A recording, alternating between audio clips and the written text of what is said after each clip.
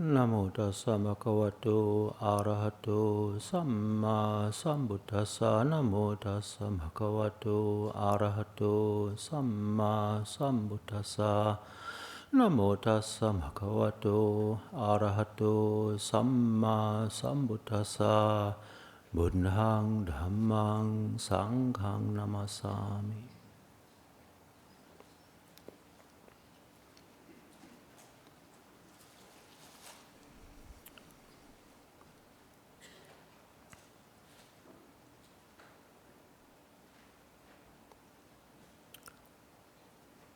Time. Time. What is time?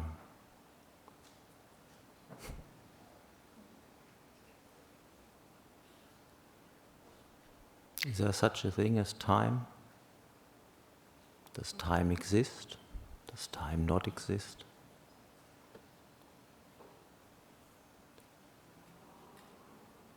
How do we measure time?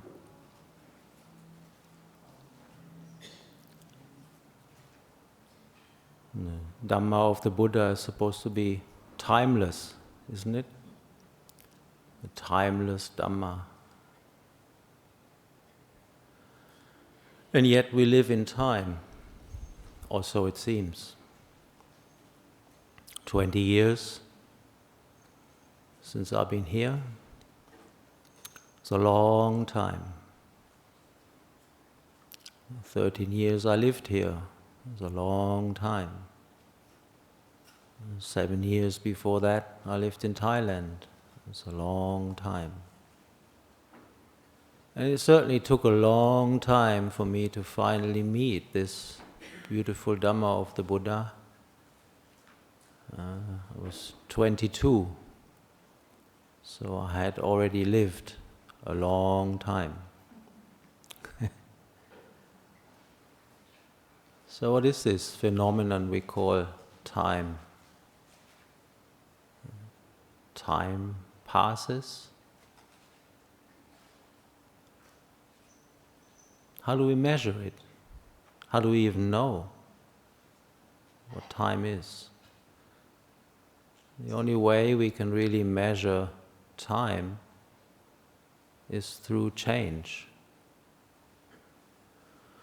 We perceive change. Things that once were no longer are. Things that we once remembered, we forgot, or so we think. Where does it all go in time? Where do our forgotten memories go? And why is it that the Lord Buddha could remember 91 eons of time? 91 eons. Do you know what an eon is? An eon is the time between the world expansion and the world contraction. Right now, scientists tell us that the world is still expanding. So we're not even halfway in this eon. So it's a long time. And the Buddha remembered 91 of those in detail. So where does it all go? Makes you wonder, doesn't it? Makes you wonder if time even exists. Is it just an illusion? But for us, in our lives that we're living, in the way we experience life, time seems to be a very prominent factor. I certainly don't feel like I'm 22 anymore, which is when I became a monk. I was 60 last year, 60 years. And as they say, time goes by faster when you get older. when you're young. I was talking to Venerable Yodaku the other day, and he suggested maybe it's because when you're 20 years old, you only have 20 years to remember back. But when you're 60, you've got 60 years to remember back. And so what's ahead of you is less than what went before. So maybe that's why in our perception, at least, time passes quicker.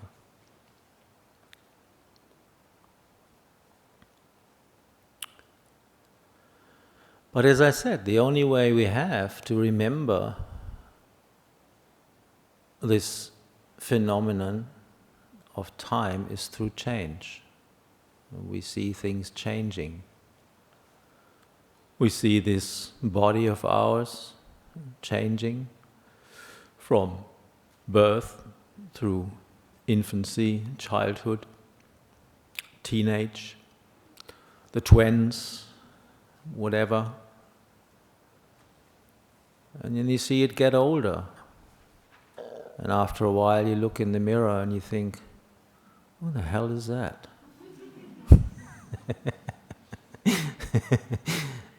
I look at my skin and I think, God, this is really terrible. It's time for you, isn't it? So this body is something that changes. But does it really change in time? Is that what time means? When you're in a deep meditation and you come out afterwards, sometimes you don't know how long you sat. It could have been half an hour, it could have been an hour, it could have easily been a couple of hours. So time disappears when the mind becomes still, when movement becomes less. Time seems to slow down and even vanish. Our feelings change in time.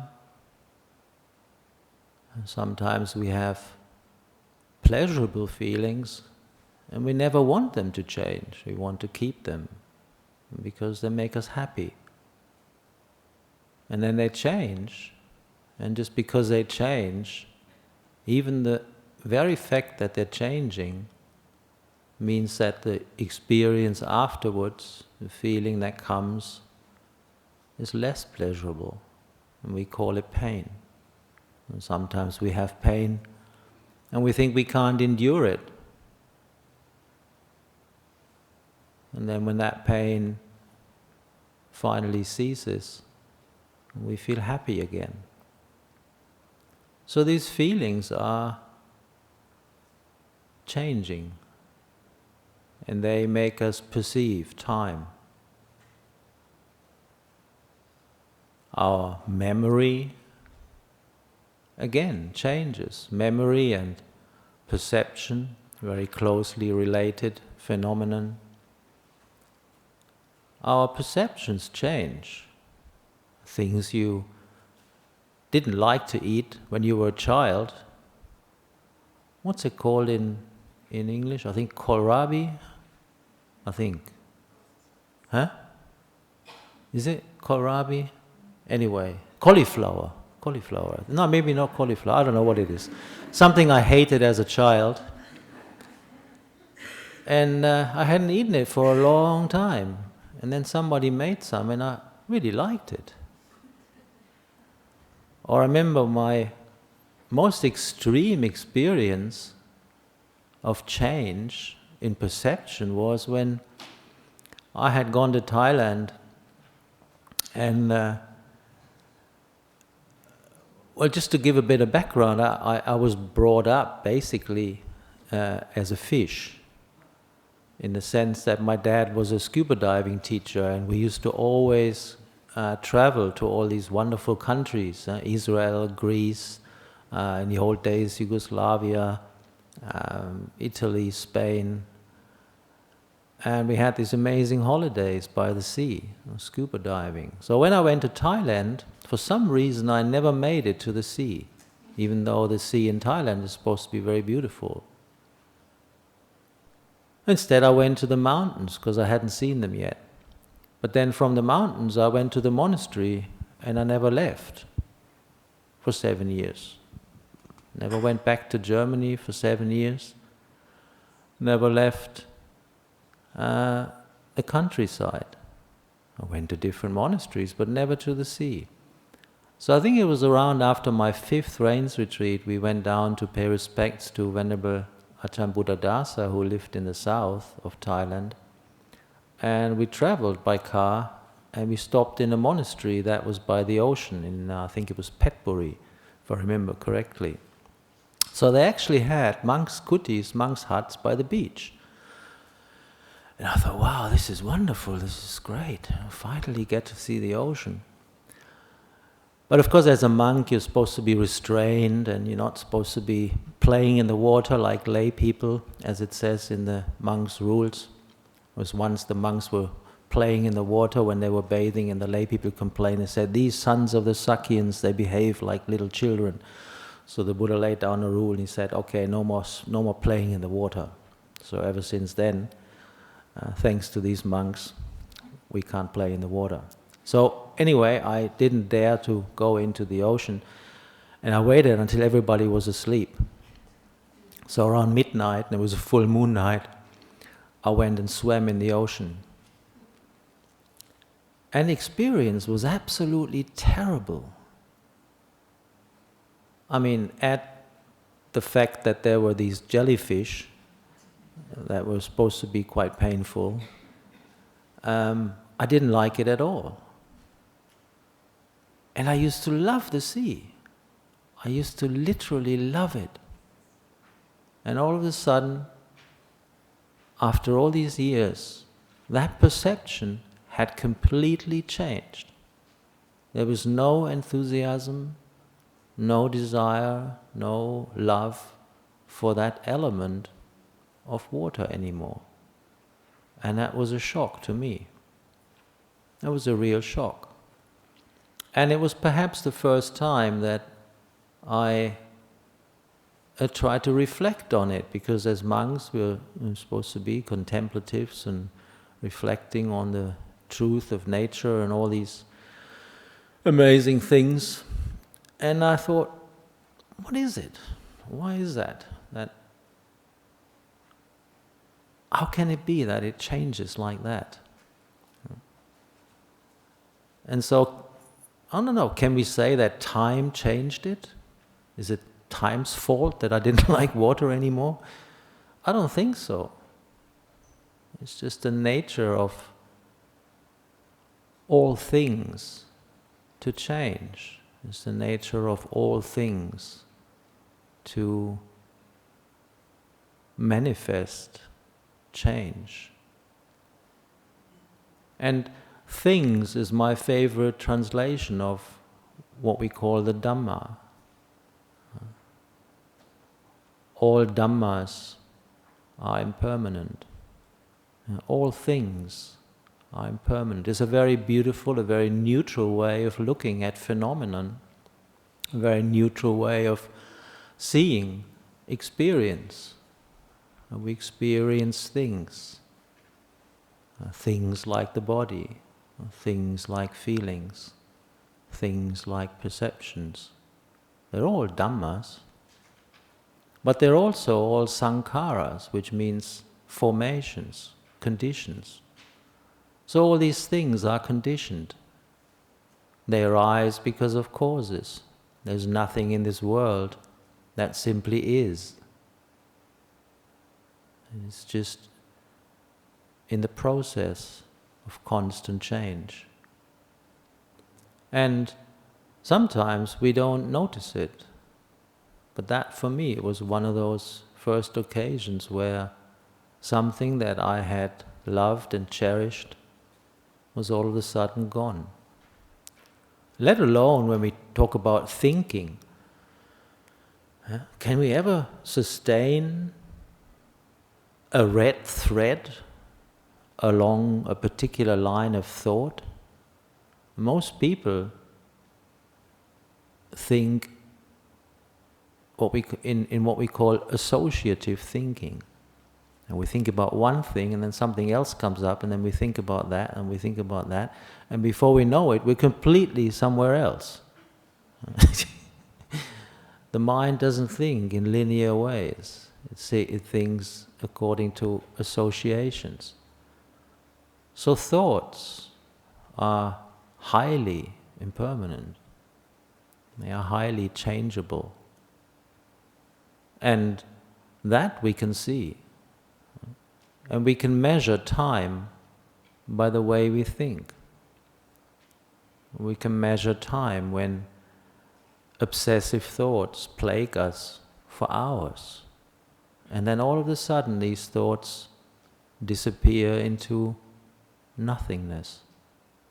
They're gone. And there's a sense of relief that this obsessive thought is finally gone.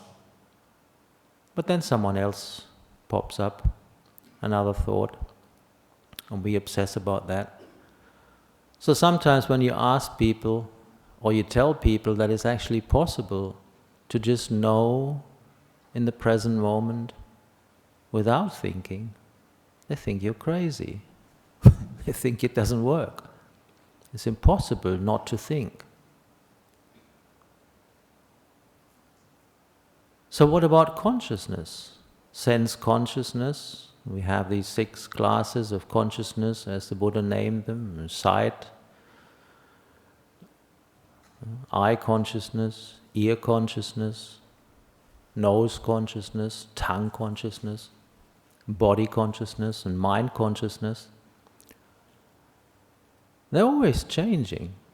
Seeing, hearing, smelling, tasting, touching, thinking, smelling, tasting, touching. And we're plagued by these contacts. The sense contact. We're sensitive beings.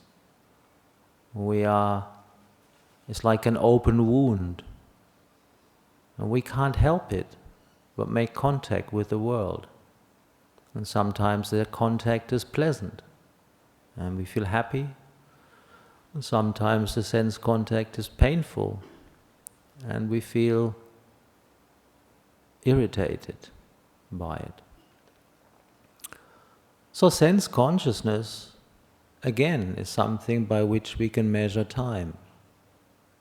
And because it changes, we can see, experience directly how all these senses are constantly bombarded by contact from the world around us. And if it's not the world around us, then we make up our own world inside the mind and we think about these things, because the mind can take up all these 6 classes of consciousness. As you know from dreams, we can have smells in dreams, we can have tastes in dreams, touches, we can see, hear. So the mind is capable of experiencing all of these sense impressions, even though there is nothing coming from the outside world. And change.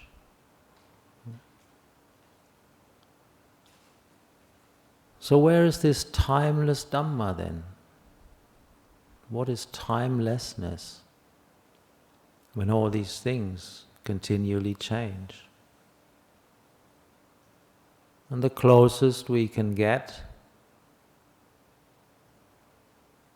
if we are not enlightened, is in meditation. When the past becomes history, not lingering on history, nor building hopes on fantasy, but trust in this reality, a timeless present here and now. It's one of those little verses I once made up for myself to remind myself of the passage of time. Not lingering on history, nor building hopes on fantasy, but trust in this reality, the timeless present, here and now. So there is a sense, at least, of timelessness when we retreat into the present moment. And you all know Ajahn Brahm teaches that, has been teaching it for many, many years. And I was confounded by it at first. And I tried to sit meditation and not even begin to start watching the breath. But I really wanted to be in the present moment, because that was what I was supposed to do. Present moment awareness. And it was frustrating. I couldn't do it. I couldn't do it. And then one rains retreat, I remember, I had a lot of time to meditate and really tried to get into this present moment. And all of a sudden, there it was. No past, no future, no thoughts, just awareness of this moment. And I had gotten into nice states of meditation before that through breathing, anapanasati, breath meditation. And the interesting thing I realized at that time was that the state of peace I had attained at that point from merely being silently in the present moment was exactly the same as the sense of peace I attained from watching the breath. There's no difference. There's no difference because the awareness is exactly the same.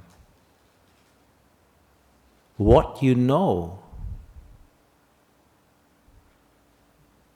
seemed to be irrelevant for the peace of mind. There was another experience I had when, I think it might have even been after that rains retreat, I'm not sure. My timeline is a bit confused. I can never remember these things. But anyway, it was after the rains retreat, and it was supposed to be the Katina celebration. And of course, during the rains retreat, everybody wants to meditate, and so certain things get a little bit neglected. So I had the, seemingly unpleasant job of cleaning the veranda on top of the eating hall. Those of you who've been around for a while, you remember the eating hall in the old days was just a one-story building. And then there came a time when we put the second story on top, and it has this veranda around it. So that veranda, the railing was really dirty. Lots of bird shit, cobwebs, what have you. Anyway, and I thought, why do I have to do that? I want to go back and meditate. I don't want to clean the veranda. But of course I realized very quickly that wasn't a very skillful thought. So I said, okay, I'm going to put 100% effort into making that the most beautiful veranda in the universe. So I got myself a bucket of warm water and a sponge, and I started cleaning. One stroke at a time, one thing at a time, little by little, work myself around.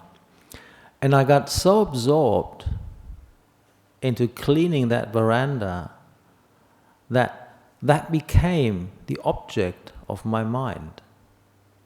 And I blissed out. Just like I blissed out in the present moment when I was sitting in meditation. Just like I experienced happiness after watching the breath for a certain period of time. It was the same bliss, it was the same awareness, it was the same mind. It was the same mind that cleaned the veranda It was the same mind that experienced the present moment. It was the same mind that experienced the breath. So that really taught me something. It taught me that the mind doesn't really care what it experiences, so long as it is continuous, unbroken awareness, unbroken attention, one-pointedness of mind. It's amazing if you understand that. Because then you know that in giving 100% for whatever you do is the trick for happiness. If you do things half-heartedly, if we do things sloppily, if we do things and already think about something else, there's no way the mind can become happy. There's no way the mind can become peaceful. But if you give 100% when you're talking to someone, you give 100% when you're cleaning, cooking, bathing, eating, going to the toilet, whatever you do, it doesn't matter. So long as you're there, present with what you're doing. Because it is the same mind. I gave a talk in the monastery once. It's called Toilet Seats and Seclusion. And if you want to sneak a Dhamma talk from the monks section in the monastery, you can listen to it. So I was just talking about the need to be, what do you call it? Considerate. Because as people we rub up against each other. Living in society, living as a family, living wherever, you live with people. And people rub up against each other. So being considerate, to leave less marks behind, certainly in the toilet, really helps for a pleasant abiding with your friends, your family. So when you then go into seclusion, you're happy, you're at ease, because you know you did well, you cleaned up after yourself. It really helps.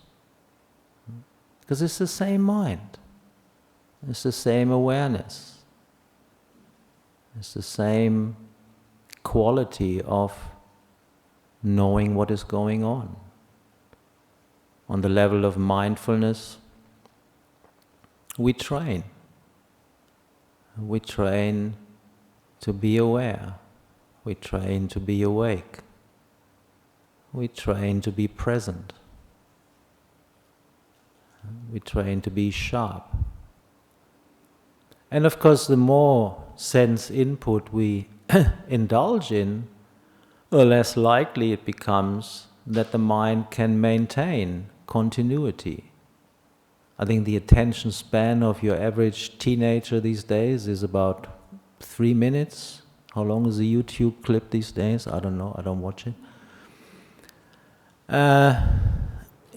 So forget about meditation. If you can't keep your mind still enough for long enough to be with one thing and actually enjoy it, it becomes less likely that the mind can really get into what we call the present moment. So, in the midst of all this change by which we measure time, we have this quality of awareness. We have this quality, this ability to know, this ability to be mindful. There's a German word for mindfulness, for the word sati, that I prefer when I give talks in German. Because mindfulness is such a overused word. I remember in the old days in Nanachat, whenever you did something wrong, people would come up to you and say, "Be more mindful." Yeah? So it becomes like a slogan. But nobody really knows what mindfulness really is, what sati really is. And sati, mindfulness, or this present moment awareness, in the teaching of the Buddha, it needs to be accompanied by wisdom.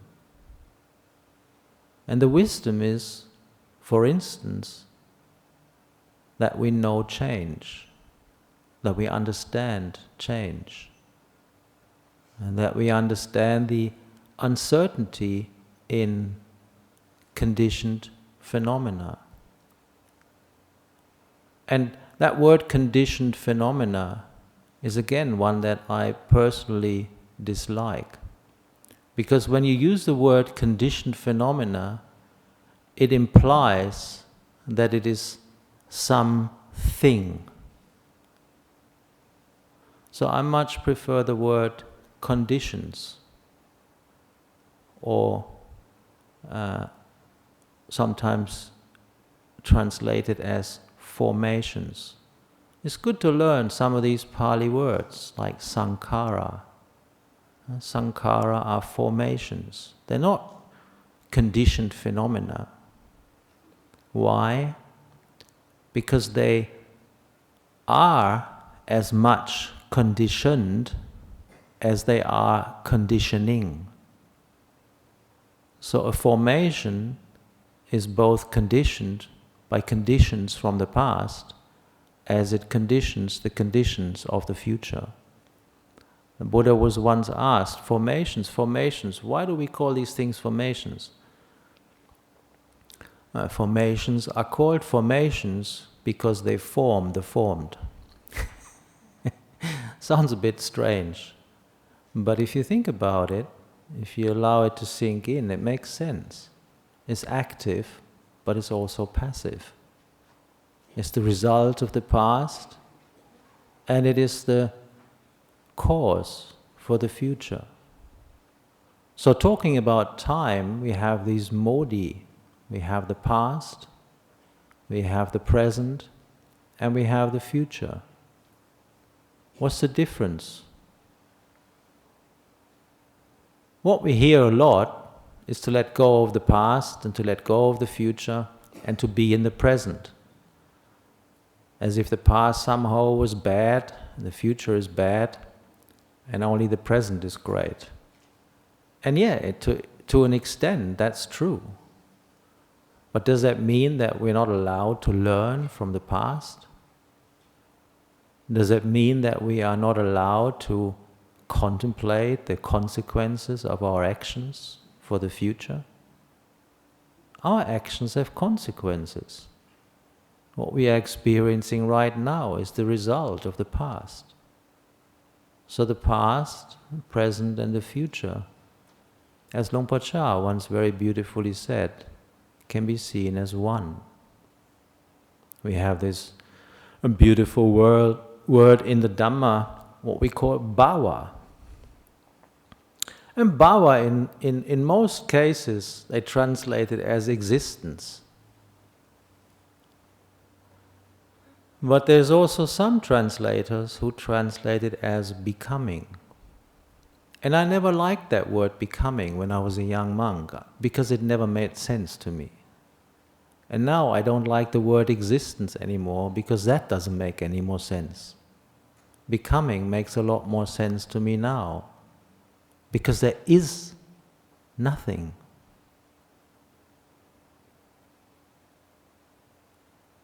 Because everything changes. The Buddha said there is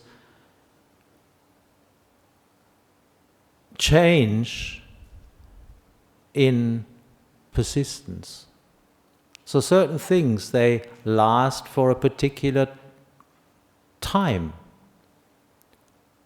true. This body has lasted 60 years. Knock on wood, hopefully a few more. Yeah?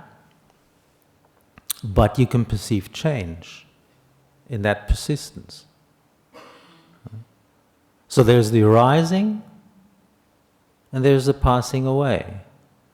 And in some of these teachings that are based in the commentarial literature of Buddhism, what we call the post-canonical teachings, not really originally from the Buddha, they talk a lot about arising and passing away. But what they miss out on is that which persists. But the Buddha said, even in those things that persist, change can be perceived. And so there is really nothing, absolutely nothing, that simply is. Everything has to change. Why? Because it's conditioned, because it's formed, because it's born, because it's created, because it has arisen because of causes, has arisen because of food. This body subsists on food. The body subsists on air. If you breathe in and you don't breathe out, that's it.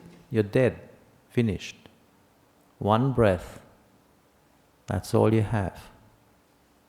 The breath ceases. That's the end of what we call this body. Feelings change. From happiness to pain, from pain to happiness. Perceptions change. Thoughts change. Sense consciousness changes. So what can we trust in this world? What can we truly put our trust in? Because that's what we're looking for, isn't it? We want to trust in something. We want to have a certain sense of security. We want to be safe.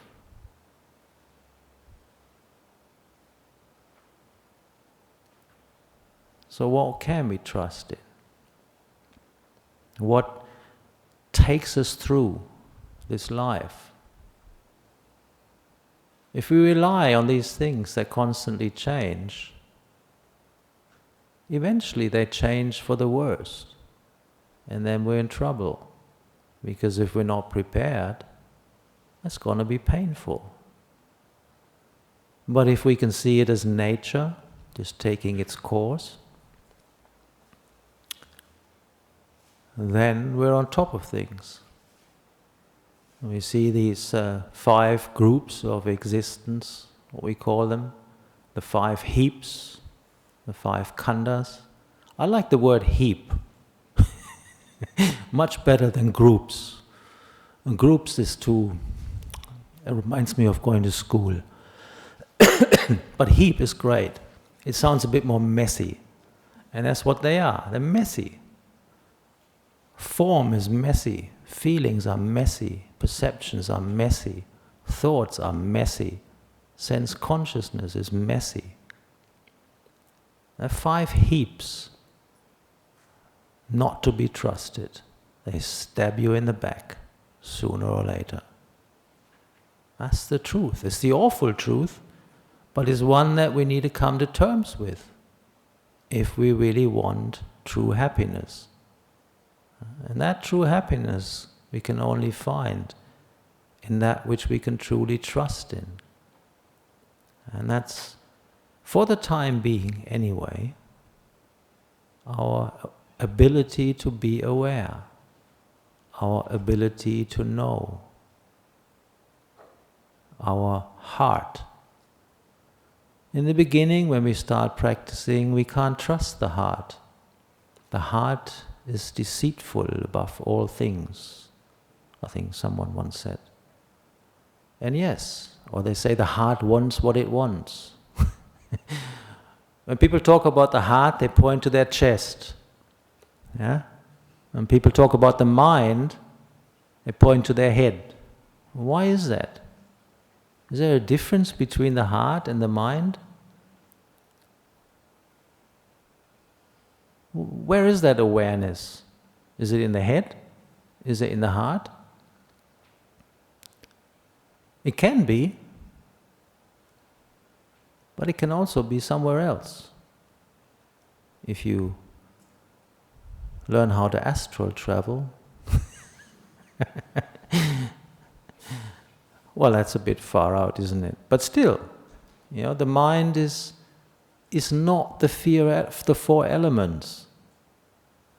The mind is the element of knowing, the consciousness element, if you like. And the eyes, they don't know. They're stupid. The ears don't know. They're dumb. The nose doesn't know. The tongue doesn't know. This body doesn't know. Has the body ever complained to you? Well, let's take it even further. Have your feelings ever complained to you? Have your perceptions ever complained to you? Have your thoughts ever complained to you? They don't care what they think. Perception doesn't care what it perceives. Feeling doesn't care what it feels. The body doesn't know anything. It's this awareness. It's this ability to know what's going on. And that's where we can put our trust. Because then we can step back from formations. We can see formations arising. We can see them change while they persist. And we can see them fading away into nothingness. And that's wonderful if you can do that. Because it gives the mind a sense of equilibrium. It gives the mind what we call equanimity. Equanimity is a word that, I think it was even Ajahn Brahmavamso once who pointed that out, and he said that the Pali word upeka, pekati, is the infinite of looking. And upeka is like an intensified looking. So what upeka, what we translate as equanimity, really means is really looking. Really seeing. Why?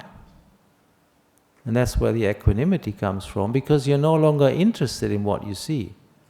There's no more liking and disliking. That's why they call it equilibrium or equanimity. It's that liking and disliking in the mind that constantly oscillates between good and bad, right and wrong, happy, unhappy, beautiful, ugly. This I want, this I don't want, this is good, this is bad. That's what makes us tired. It's that constant oscillation in the mind between liking and disliking that wipes us out. And what do we like and dislike anyway? We put our likes and dislikes in things that always change. So we like it now and then it changes, and then what? We don't like it now and then it changes, and then what? So you can't trust these things. You can't trust your liking and disliking, because that is also conditioned. It's created. We've accumulated these desires, these longings, these yearnings for pleasant sense experience for countless lifetimes. Literally. Remember the Buddha remembering 91 eons? That's why when you read in the suttas that before the monks or the nuns become enlightened, they always recollect their past lives.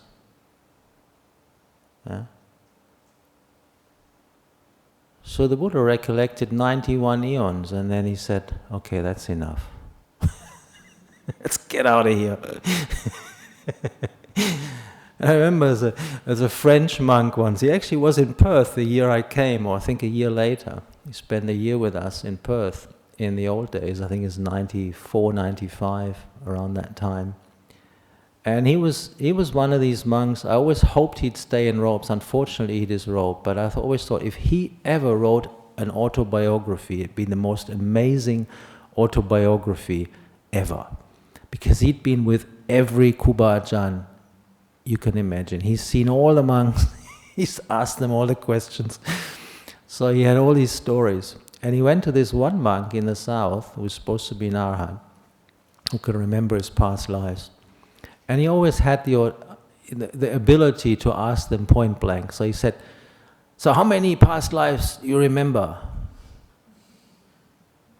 And I can't remember the number, of course, because it could have been 90 or something like that. But it was a relatively small number, at least compared to 91 eons. So he said about 90, let's say 90.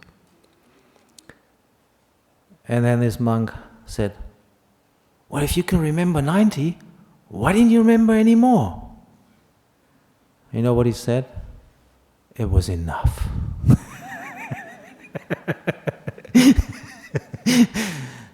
It was enough. So that was all he needed, to see the futility in running after things that change. The Buddha, remember when the Buddha, there's a beautiful sutta where the Buddha talks about, it's called the Arya something, Pariyasana Sutta or something. And he said, why am I looking, or why am I, who am myself subject to birth, old age, sickness and death, why am I looking for things that are also subject to birth, old age, sickness and death? And then it clicked, and he said, no, I'm not going to be looking for things that are subject to birth, old age, sickness and death, because I'm already subject to birth, old age, sickness and death. I'm going to look for something that is not subject to birth, old age, sickness and death. I'm going to look for something that doesn't change. And it's the same with Luang Por Chah. I composed these verses of Luang Por Chah once, where I took my favorite teachings of Luang Por Chah and I put them in a somewhat chronological order. And I put them into a metric form because I like metric form because you remember it. I like meter, I like poetry. So, and in the beginning of that, he was stating that he was looking for things that have an end, things that have an ending. Because otherwise, you'd just be going round and round in circles. And so, I don't know about you, but in those years as a monk that I've been trying to look for a way out, a bit like these exit signs up there above the doors, for me the exit sign that seems to be the most promising is through that awareness, and to cultivate that awareness, and to cultivate this mind, cultivate this heart, whatever you want to call it, doesn't matter. This ability to know, because that you can retreat into. What happens to that? Well, for the time being is irrelevant, but it's that which points the way out. It's through awareness that we attain freedom. It's through awareness that we can attain what we call, or what independency. I always liked that. I always wanted to be independent. It was one of these sort of things, ideas you have as a teenager. You don't want to depend on your parents. You don't want to depend on the whatever. You want to be independent. And then of course you realize, as a human being, living in the world, living in society, you will always be dependent. Yeah? And certainly when I became a monk, I realized I'm absolutely 100% dependent on those people who feed me, like you. Yeah? If you don't get up in the morning and make some food and bring it, I go hungry. Yeah? So yeah, it's a debt of gratitude towards all those people who provided requisites for me for the last, 37 years, So yeah, I am dependent. I'm in debt. And the Buddha actually called us debtors until we become enlightened. Because it's only once we become enlightened that the Buddha said we are truly free from debt. Until I reach that, I'm still in your debt. But the idea of independence was always something I cherished. And so how do we become independent? Are we independent if we get upset, if we don't get enough likes on Facebook? No. Are we dependent if we depend on people liking us? No. Am I independent if I care whether you like my talk tonight or not? No.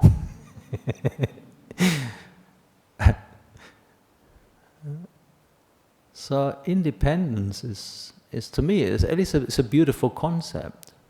Yeah.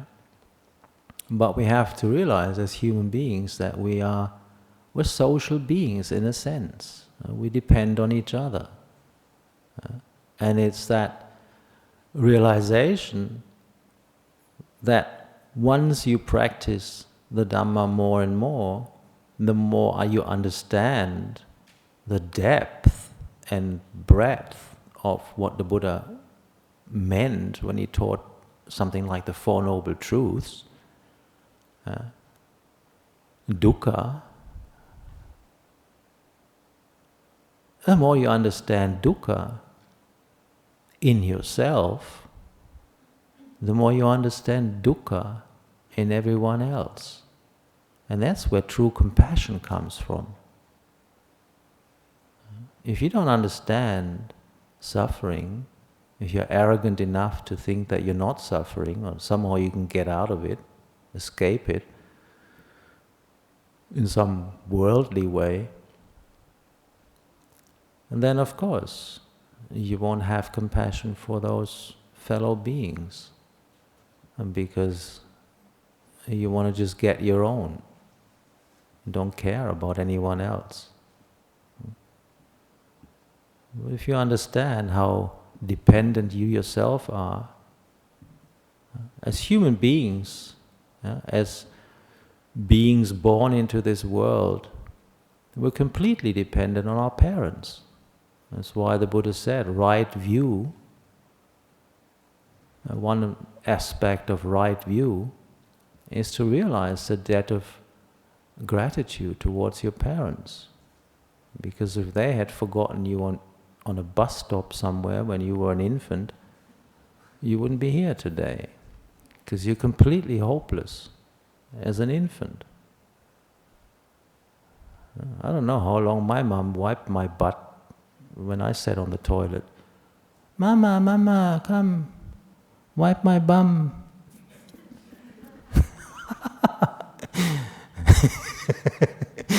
It's true, isn't it? So yeah, we're completely dependent. Yeah? So how do we become independent? How do we become equanimous to what people think? We need to develop that heart. We need to develop our mind. We need to be confident in knowing the truth. The more we know the truth, the less we are dependent on what people say around us. Praise and blame no longer affect us. Why? Most people who blame us, they don't even know us. And those people who praise us, they don't know know us either. And sometimes we should actually be blamed for things they praise us for. Sometimes we should be praised for things they blame us for. They get it all wrong. So what do we care what other people say? It's because we don't have enough confidence. We don't have enough trust. We don't know where we can put our trust. That's why we have the triple gem. That's why we have the Buddha. You can trust the Buddha implicitly, 100%. You can trust in the Dhamma that the Buddha taught, implicitly, 100%. You can trust the noble ones who've seen that truth for themselves, implicitly, 100%. One of the things I always loved about being around beings who actually were awakened, some of these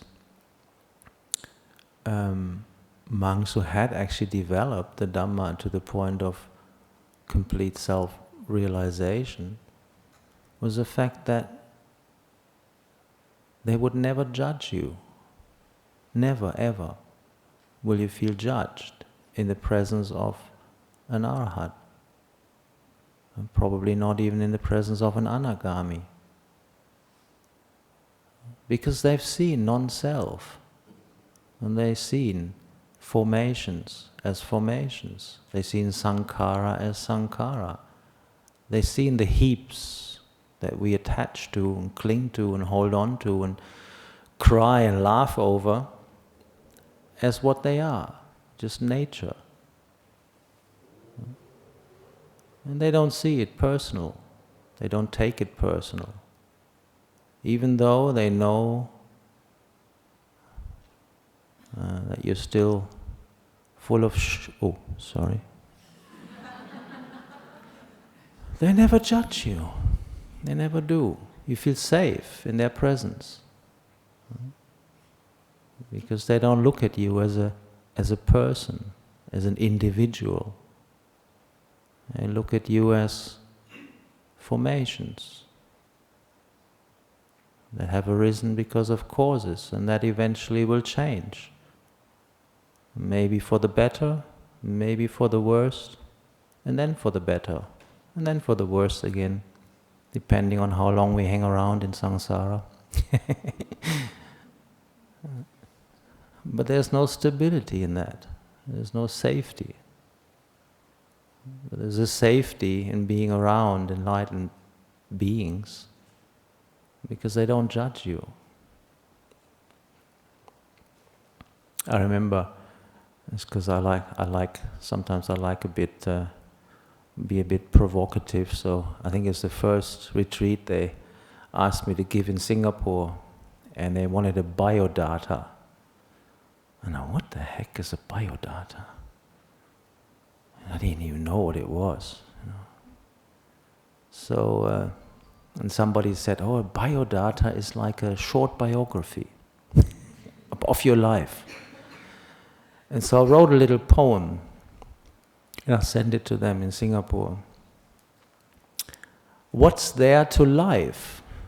It's nature's play, just eating and excreting, while getting older day by day. Life's pleasures all are fleeting. And I actually printed that out. That's the first banner of my talk in Singapore. I had my biodata on it. So there you go. Don't take it personal. It's just sankhara, just formations. Nothing else, just nature's play. Yeah. So yeah, can we see our lives as nature playing itself out? If we can, we're at ease. You can just watch as things change, and we're not upset by it. It's easy to say, isn't it? A doctor comes to me tomorrow and says, oh, sorry, Cattamalo, 3 months max, lung cancer, stage 4. Sorry, mate. Am I going to be able to just smile like I smile now? No? Or is it going to get to me? I don't know. I can talk like that. Don't know if I can do it. I hope I can. Been practicing for it for the last 37 years, so I'll be ashamed if I couldn't, but I'm still an uncertain quantity, if you want. I don't know. But that's what we're practicing for. That's the direction that we need to go. That's where freedom is. That's where independence is. And we all know we're going to die. And we all know we're going to get old. Yeah?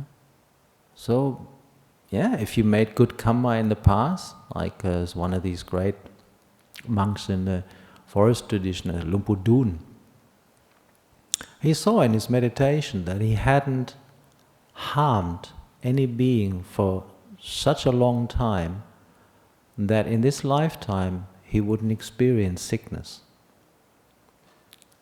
And he didn't. And it was actually a full moon night.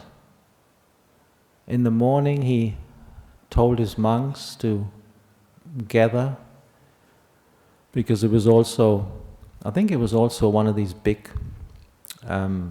festivals, could have been Katina or something, I can't remember.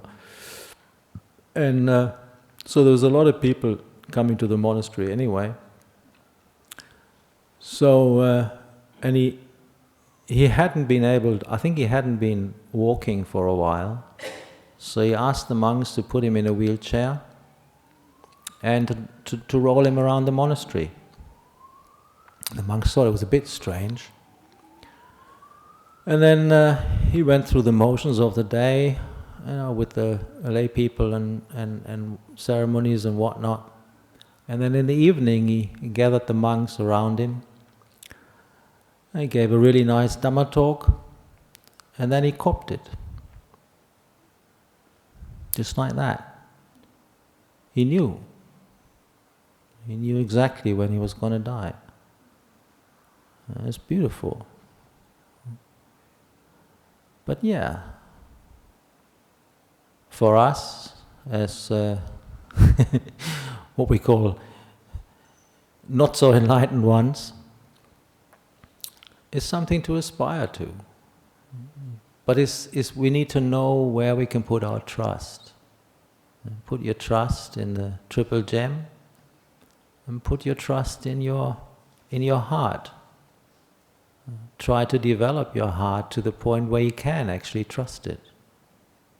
If you can't trust it yet, it's okay. But sometimes you can trust yourself. So trust in the awareness, trust in the ability to know. I always say, when you're depressed, you know that you're depressed. When you're happy, you know that you're happy. So it's the same knowing that knows that you're depressed. It's the same knowing that knows that you're happy. So let's cultivate that knowing, cultivate that awareness, cultivate that trust in mindful awareness. But don't forget the wisdom part. And the wisdom part is that which tells you all conditions, all formations have arisen because of causes, and they will cease, and sooner or later. So it's going beyond conditions, it's going beyond formations. It's not putting our trust in formations, but putting our trust in that which can know formations. And that's the exit door. That's the way out. So anyway, I've been rambling on for about an hour now, so I think that might be sufficient. But I'll be happy if you still have some energy to answer the odd questions. So, Prem was the first, very quick.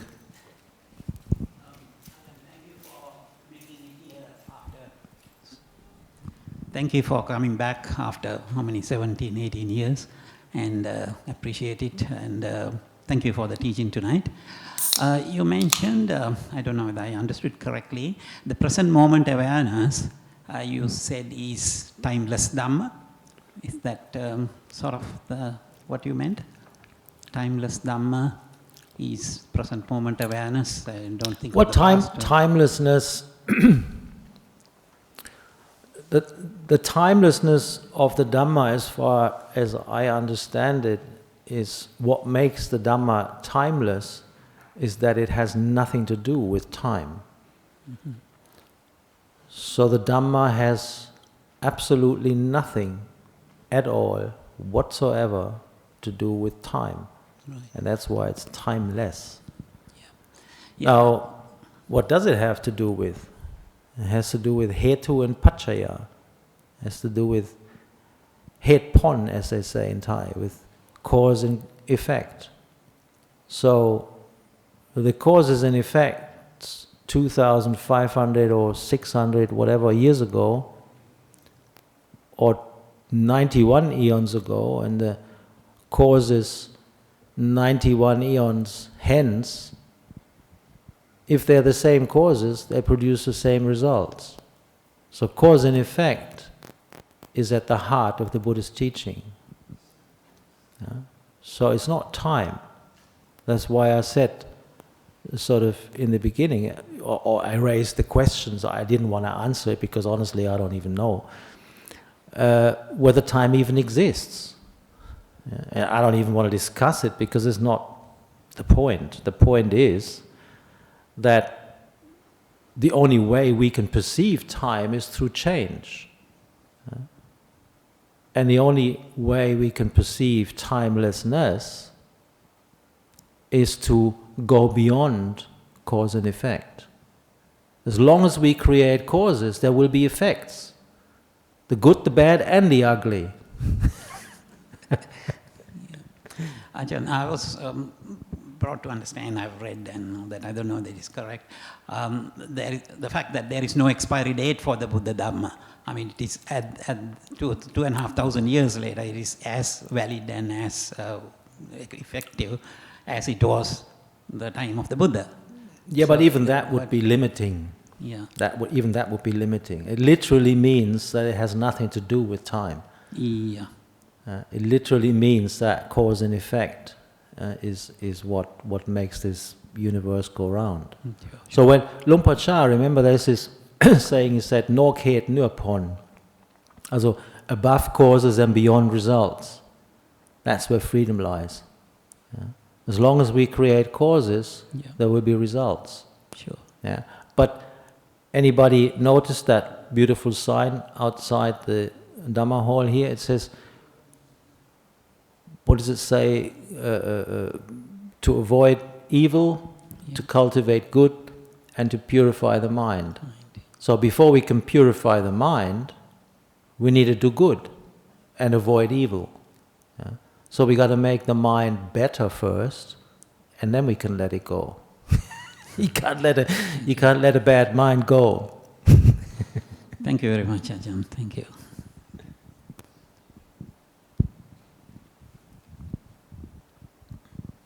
Lady over here. Oh, sorry. I think you were even first. I thought you quickly after Prem. So you go ahead. Thank you, Ajahn. That was a beautiful talk, very deep. Just in relation to the comment you made about compassion is something that is developed through experience. Is that developed through experience over lifetimes? So are you born with compassion that you've not cultivated or experienced over lifetimes? Yes, yes. You would come with a certain package. Everybody comes with a package. Nobody comes as a white sheet. It doesn't exist. Yeah, we all bring our package from the past. So if you have developed an understanding of dukkha, like suffering, in the past, and thereby develop that sense of compassion, that cetana, that intention of wanting to alleviate dukkha, first of all in yourself, but then through that also in other beings, then yes, you're born with that in this lifetime. Yeah? But I think the main point I tried to make was the more we understand cause and effect or suffering that arises through attaching to these things that are dependent on causes and conditions, the more we understand that, the more we understand it in ourselves, then we understand it in others. Yeah? So it's like we're all in the same boat. That's why this whole world is such a mess, because people are allowing themselves to be divided. I mean, what the hell? I mean, they never learned from history or what? I mean, people just forget, you know? So why is it that people allow themselves to be systematically divided, so that some people can just rub their hands, you know? And what do we get upset about? What do we get divided about? It's pettiness. It's petty things. We're all in the same boat. We're all brothers and sisters in birth, old age, sickness and death. Whether you're black, white, woman, man, whatever, you know, it's all the same. I remember, because I was here, 9/11, remember? Boom. Yeah? And that morning when somebody told me the news, my heart went out in equal measure to those people who had just burned to death, including the pilots. Because I knew those stupid pilots, I mean, they weren't going to be going to heaven and have their, how many did they get? 70 nymphs or something like that. They were in hell, burning, you know. So it's like that realization, it made my compassion extend to them equally, you know, even though I didn't condone the act of evil. I mean, you don't condone evil, but you understand that evil arises because of delusion. Evil arises because of not understanding Dhamma, not understanding the truth.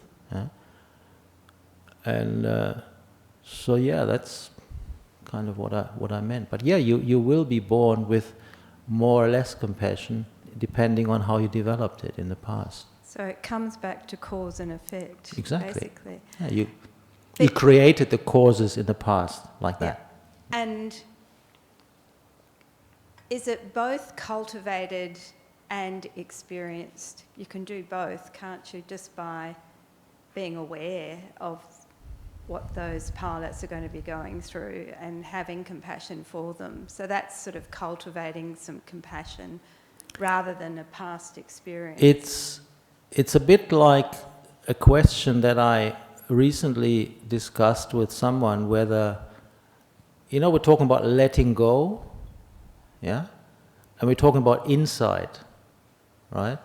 So what comes first, the insight or the letting go? And I think it's simultaneously. It's like the insight is the letting go is the insight, it happens at the same time. And so when you're asking whether compassion is both cultivated and experienced, it's, I mean, I suppose there is a sense of you needing to cultivate something before you can experience it. But the moment you actually, let's put it that way, the moment the cultivation culminates in understanding, that's the moment when compassion, true compassion also arises. So it's like the insight that arises from the cultivation is simultaneous with experience of true compassion. Do you understand what I'm trying to say? Thank you.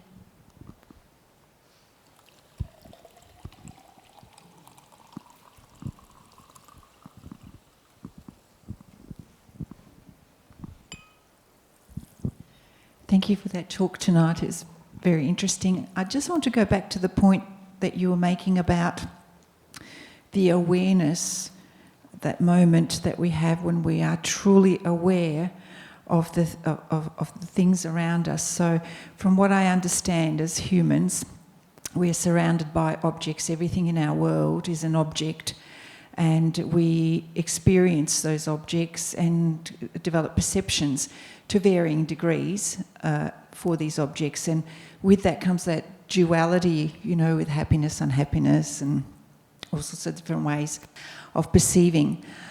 To be aware and to just focus in that moment, I'm not clear on how we can exist in this world of objects with these dualities, and how we navigate that line between existing in this world with duality and being aware. Like, is that something that we do every moment of our life? I mean, how do we navigate?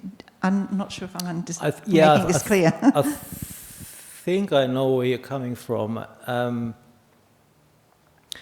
Well, see, what the Buddha taught was what we call a gradual training. Yeah.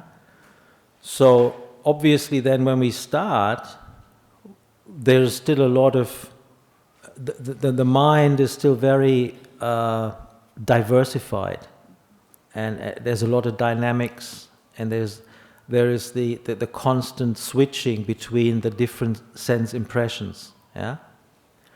So when the Buddha taught the gradual training, the very first in these different steps until we get into deep meditation is what the Buddha called the control or the restraint of the senses. And that can sometimes be misunderstood, because when we hear the word sense restraint, especially as a layperson, we kind of go 3 steps back and say, I don't want to restrain my senses, I want to experience, I want to indulge, I want to have it all, kind of thing, you know. So then what that of course does is that we're constantly switching. The mind is constantly, one, oscillating between like and dislike, but also among all the switching between the different senses. Yeah? So we experience a lot. So the more we experience, the more input we have, yeah, the less that quality of awareness actually becomes prominent. So when the Buddha said, well, you have to first of all restrain the senses. Yeah. So most people then, when they hear that, they understand that you have to stop looking, you have to stop listening, you have to still stop smelling, tasting, touching, you have to stop thinking. Yeah. And to an extent, on an initial level, to avoid certain situations, people, scenarios that are potentially increasing your desire and aversion is of course good. As a monk, I avoid certain places, I just don't go there. I avoid certain people. If there's stupid people and I can avoid them, I avoid them, you know. But you can't get enlightened through just avoidance. You can't see the truth through just avoidance. So what real sense restraint means is you watch at the mind door when sense contact happens. It's like, as a teacher who once gave the simile, he said, if you have a lizard that crawl into an old abandoned anthill, and that anthill has 6 holes, how do you catch that lizard? How would you catch it? Okay, you block 5 holes and you watch on the 6th, right? Easy. So with sense restraint, it's the same. You watch over the mind, because the mind is where liking and disliking arises. It doesn't arise at the eye. It doesn't arise at the ear, the nose, the tongue, the body. Yeah? Liking and disliking arises in the mind. That's why I said earlier, the mind doesn't care what it experiences, so long as it experiences one thing continuously and gives it awareness, gives it attention, and then the energy starts to grow in one place, and that's where the joy, where the strength, the stability of the mind comes from. Yeah? So if you're constantly allowing the mind to run around, to roam around in the sense world, and experience liking and disliking all day long, then in the evening you're pooped. You're tired. You know. So sense restraint then on the proper level doesn't mean that we look away. Yes, sometimes I look away. I don't deliberately go looking. I always try to look for the ugliest woman in the room, because it's more healthy as a celibate monk than to look for the most pretty girls. But it's difficult because the tendency is obviously to look for the pretty ones, isn't it? So it's like you got to train yourself, and then with time, the mind becomes more strong, and then that awareness that you're talking about, it can grow. It grows when it is limited in what it is aware of. So that's why in meditation we need. I call it, and some people can't figure out what I'm talking about, but I try anyway. Because I liked it is from Tanpo Lee, one of the disciples of Luang Pu Man. He said, what practice really is the movement from many to two to one to zero. So in other words, less is more. So he said, many means the mind is constantly roaming between seeing, hearing, smelling, tasting, touching, thinking all the way. Two means the mind has one object, like the breath, or like a mantra, or like a vision, a visual object, or like loving kindness, or cleaning a veranda, or cleaning a toilet. So you give the mind one thing, and you stay with that, you focus on that, and then the energy can grow. And from that awareness becomes a quality that it becomes a friend. It becomes something that you can fall back on. It's like the Buddha compares it to like a post that you firmly embed in the ground. It's like something that it holds you, or like a rock in the ocean. The waves can just crush against it, but it doesn't move. So your awareness becomes more stable. That makes sense? Thank you very much for that.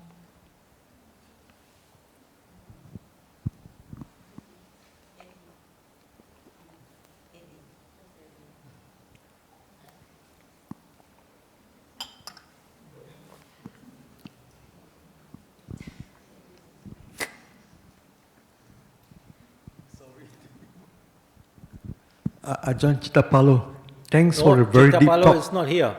Huh? What's It's that? my brother, Cattamalo. I'm the other one. I said I'm you. the other brother. No, you. I'm talking about you, Cattamalo, isn't it? I'm the other brother. Oh, sorry. Cattamalo. Cattamalo, okay. Anyway, Ajahn, yeah. In your talk tonight, initially you talk a lot about time. Time. Time. Yeah. The Buddha was telling us we are all lost in time and space, So in other words, we are all trapped in samsara. There's birth, old age, sickness and death. It goes going on, okay? Yeah.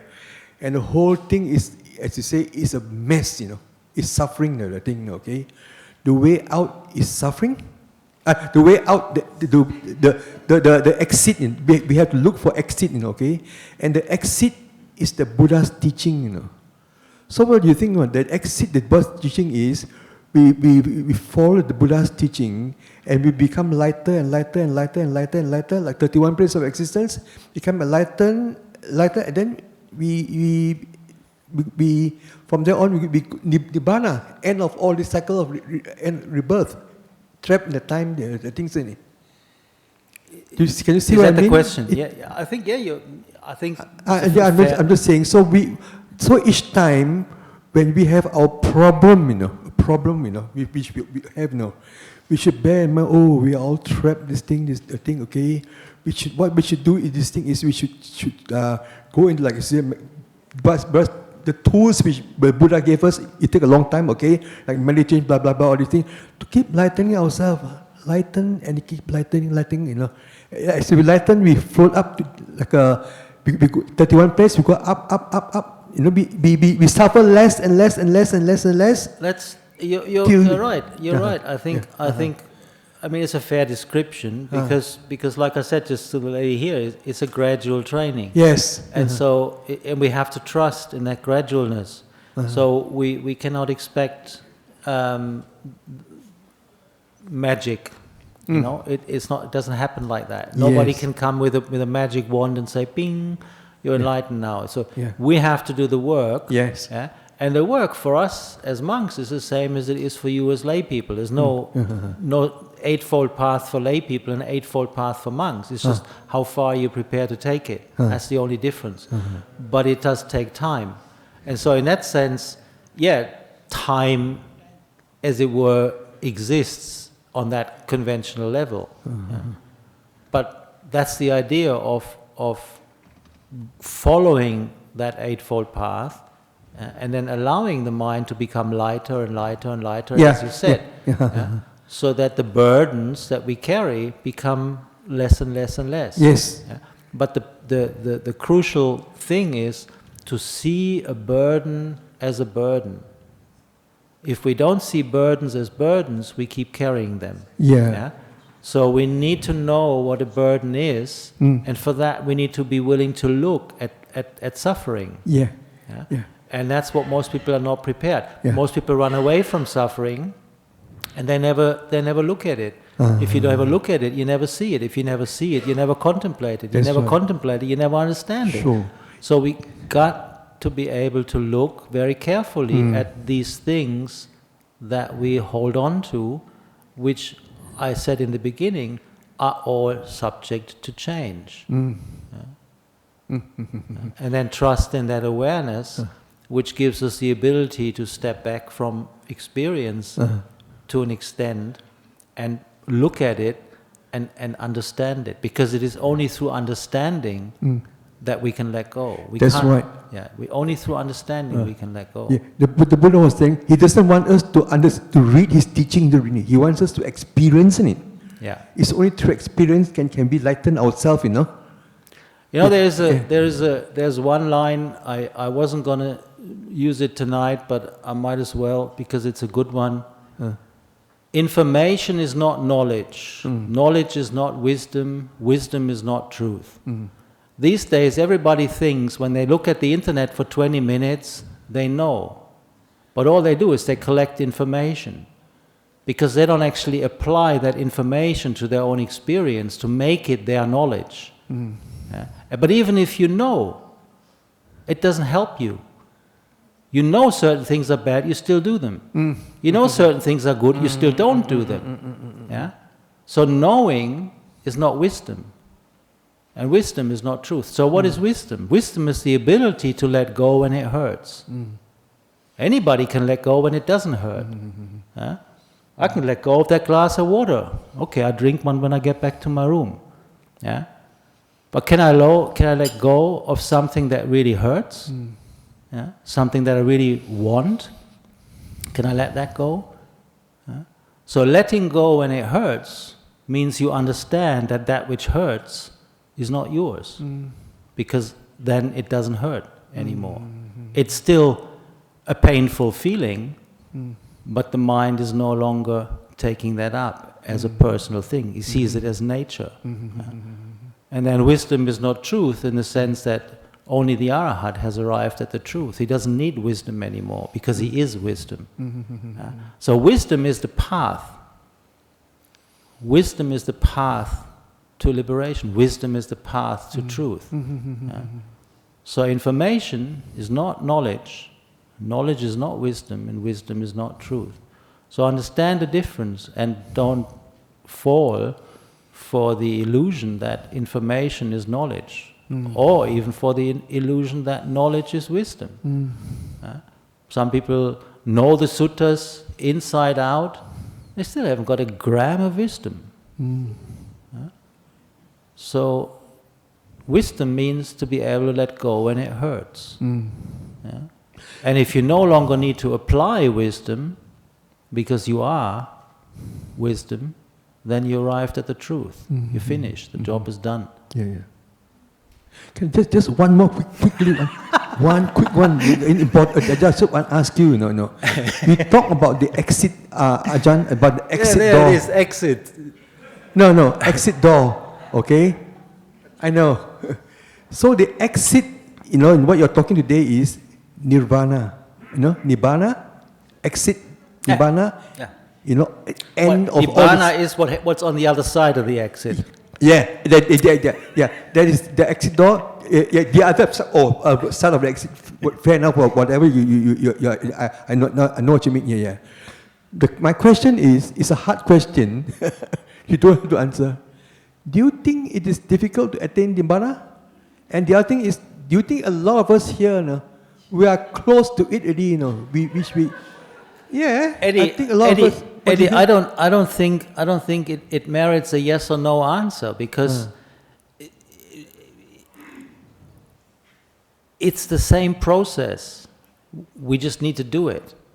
I mean, when I was a young monk, I thought, I just quickly get enlightened and then I can go back to Germany and enjoy myself. It took me a few years to realize it's not going to work that way. But now I'm at a stage where I realize, what the hell, it doesn't matter how long it takes. Because that's the only way there is. That's the only exit there is. If it takes one lifetime, great. If it takes 2, 10, 100, 1,000, okay. Maybe I was too lazy. That's what I'm saying. There is no eightfold path for you. The eightfold path for you is no different than the eightfold path for me. The Dhamma is the Dhamma is the Dhamma. Full stop. It's just a matter of how much effort are you willing to put in. And I say to people sometimes, I say, draw 24 lines on a piece of paper. 24 lines, 24 hours a day. Okay?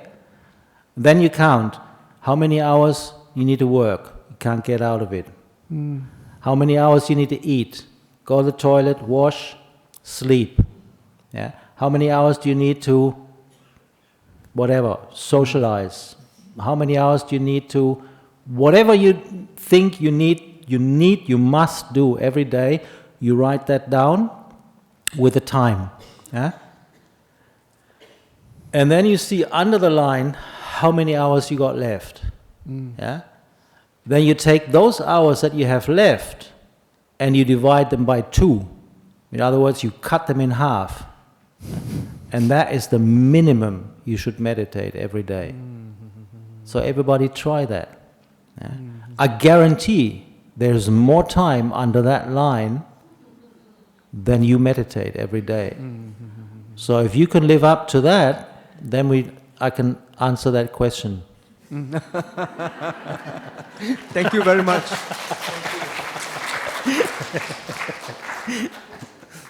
Any more questions? Maybe you can give us a concrete example of how letting go would look like in our daily life, and how you were saying letting go means like it hurts. What I try to get across gently is the fact that true letting go arises from wisdom, arises from understanding. Now, what we understand, when we truly understand, is precisely that which I've been, gently saying, which is the fact that all these things, whether it's form, like the body, feeling, perception, thoughts, consciousness, these things change. So, and in those forms that we experience, these 5 heaps, these 5 aggregates, there's always the good and the bad. There's the pleasant, there's the unpleasant. There's that which we like and there's that which we don't like. But true letting go only happens from the realization that both need to go. You can't have one without the other. And that's why it's so difficult. Because we still perceive in terms of me and mine and self, we always want the pleasure. We want to get rid of the pain. So if you understand that even pain on the higher level, if you understand that even pleasure on a higher level is pain, that's the place from where you can really let go. but that's very difficult. So that's why I said what we can trust in is the awareness, because the awareness can know pleasure, the awareness can know pain. And from that awareness, you can let go of both. I know it's hard to swallow, but that's the awful truth. Thank you.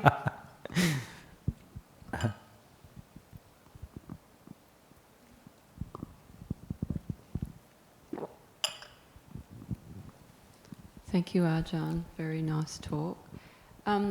In contemplating that Dharma is timeless, I find seeing that relative reality is time dependent, and then the whole aspect of letting go seems to no future, no past, letting go leads to a space of ultimate reality almost, or nirvana. So my question that I'm a little bit stuck on is grasping and clinging. I'm trying to understand if they're time dependent. So if I'm at a space of having aversion and I'm pushing away, or I'm grasping to something, I feel like, or I don't understand, I can't see that that's time dependent. I'm a little bit stuck. It's okay, because on that level of what we call convention, we need to grasp. Yeah, we need to hold on. But we need to hold on to the good stuff first. We need to hold on to those things that we know can propel us in the right direction. It's like that sign outside underneath the Buddha statue. We need to cling to good first, and let go of evil. You know that's simile that people give sometimes with a ladder. You go up a ladder, you got to hold on to the higher rung before you can let go of the lower one. And then you go up higher and higher. But eventually, once you're on the top, you can kick the ladder away, which means both. But you need to cling to the good first. You have to make the mind good. So, and that's the job of wisdom, of right view. What we call right view is to understand, well, what are the things that are worth holding on to? If you're a lay person, you have a marriage, you have children, you have a job, then it would be irresponsible to try and let go of those things that you have responsibility for. That's where your responsibilities lie. If you're a mother, or you're a father, or you're a daughter, or a son, so you have responsibilities. And learning how to, take responsibility for our actions, that's developing wisdom. So we try and do what is right and what is good. But we don't forget. It's like it's not wrong to look at that higher goal from time to time, but not to the point where it frustrates you because you feel, I can't reach Nibbana. It's like it's okay, but you know the direction, which with time you'll find you will become more equanimous. Your mind will have more equilibrium. Things will not rattle you as much as they did before, even the unpleasant things. And that's the benefit of developing wisdom.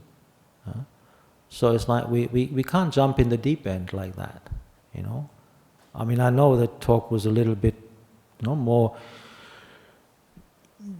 kind of like somebody said, deep.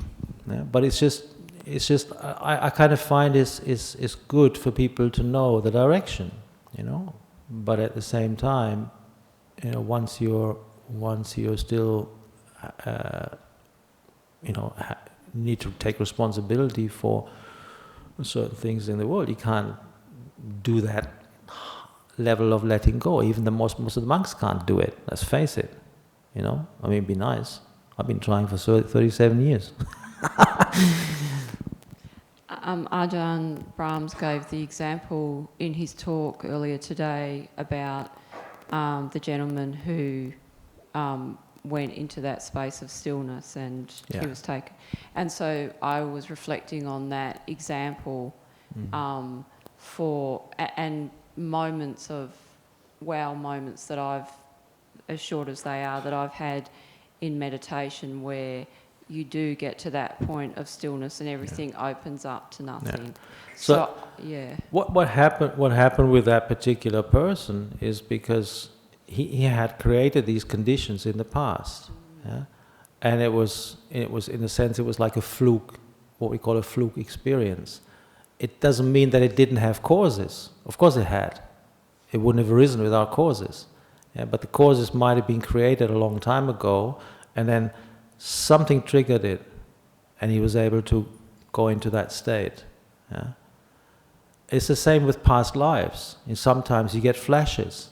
You get flashes of particular things, and then you remember, and you know it was a past life. It wasn't anything. It wasn't just a dream or just a fantasy. But to remember consecutive lifetimes systematically back, that's a psychic power that is very, very profound, that not many people have in this day and age. And it's the same with that. So we'll just trust in that gradual training, and then we keep developing the right causes.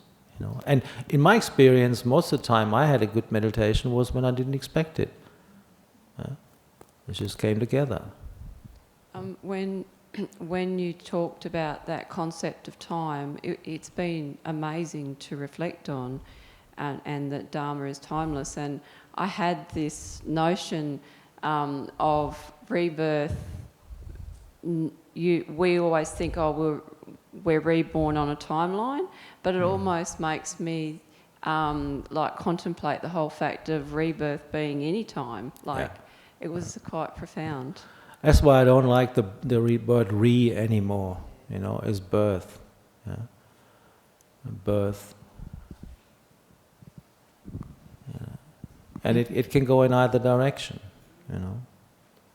Okay, so I think people are getting restless, so I think we call it a night. So thank you all for being here, and appreciate your attendance. Hope you take something away.